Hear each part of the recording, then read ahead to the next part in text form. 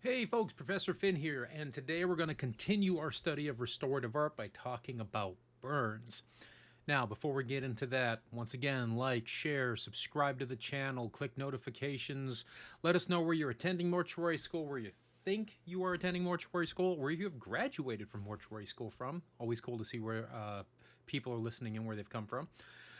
With burns, again, graphic pictures, not going to have those here on the channel.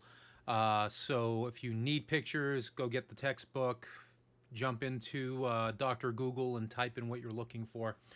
But let's go ahead and get the screen shared, get the pen up, and talk about burns. So burns. To oxidize or be oxidized by fire or equivalent means, the tissue reaction or injury resulting from application of heat, extreme cold, caustics, radiation, friction, or electricity. So first up, we have first-degree burns or hyperemia, any injury caused by heat which produces redness of the skin. Second-degree burn is those resulting in acute inflammation of the skin with blisters. Third-degree burn is a burn that results in destruction of cutaneous and subcutaneous tissues. It results in seared, charred, or roasted tissue. And finally, you have fourth-degree burn, which is complete incineration. Cremation is an example, for instance, of a fourth-degree burn. Some more terms. You have acute, which means rapid onset, inflammation, a reaction of tissues to injurious agents, usually characterized by heat, red, swelling, and pain. The four cardinal characteristics of inflammation: heat, redness, swelling, pain. Eyebrow pencils, cosmetics in pencil form for coloring the hairs of the eyebrow, creating an eyebrow where the hairs were removed. Charred, reduced to carbon or the state of tissues destroyed by burning. Blister, a thin vesicle on the skin containing watery matter. And singe, to burn superficially as the hair, which shows partial destruction from scorching heat.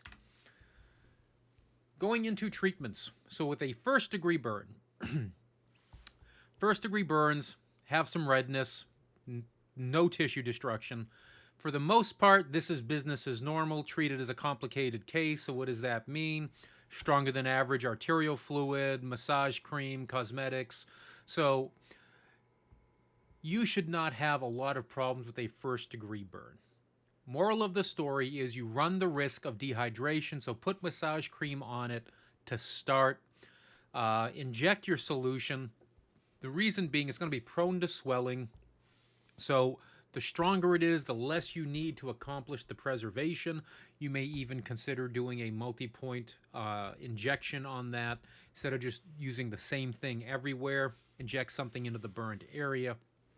But ultimately, you're probably going to have to apply some cosmetic. Now, that doesn't mean you're going to have to go right to the hardcore foundation. If it's only slight redness, you might be able to blend that in with maybe some, liquid powder or something like that.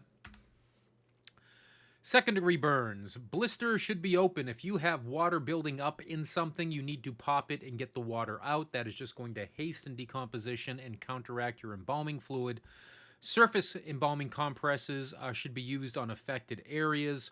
So in addition to your arterial injection, which should also be stronger than normal, you're going to want to put surface compresses on second-degree burns. Tissues are dried, painted, and then sealed.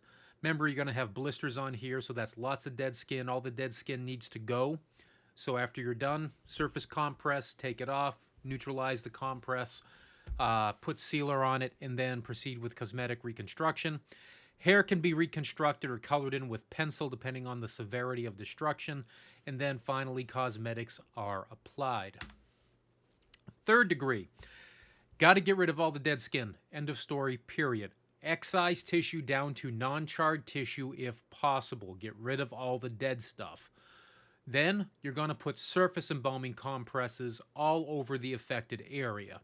Once dried, cover the affected area with sealer, and wax can then be applied over the dried sealer.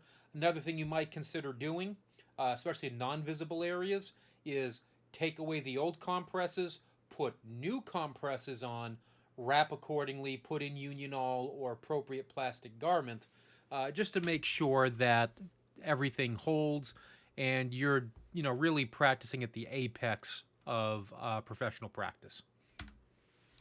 In the event of deep tissue wounds, pack with cotton and use a basket weave stitch to form an armature for mastic or wax.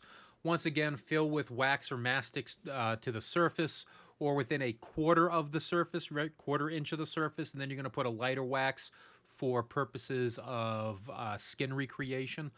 Recreate your normal markings and features as necessary and apply cosmetic. A little bit later in the same chapter, chapter 10 has like 20 subchapters. We're going to talk about the non-viewable case.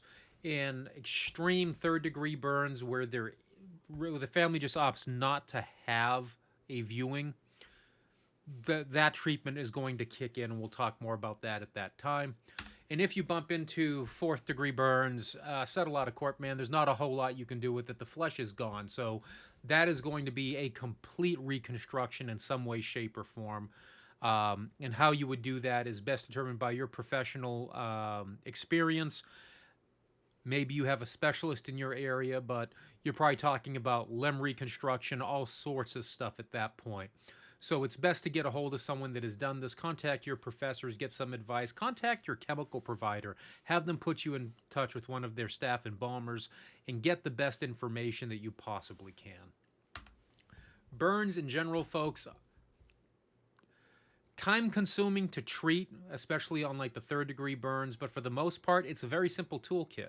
So follow the instructions, go by the numbers, and you'll be fine. Before you leave, one more time, like the video, share the video, subscribe to the channel, click notifications, tell someone else about this video on your social media, and we will see you next lecture.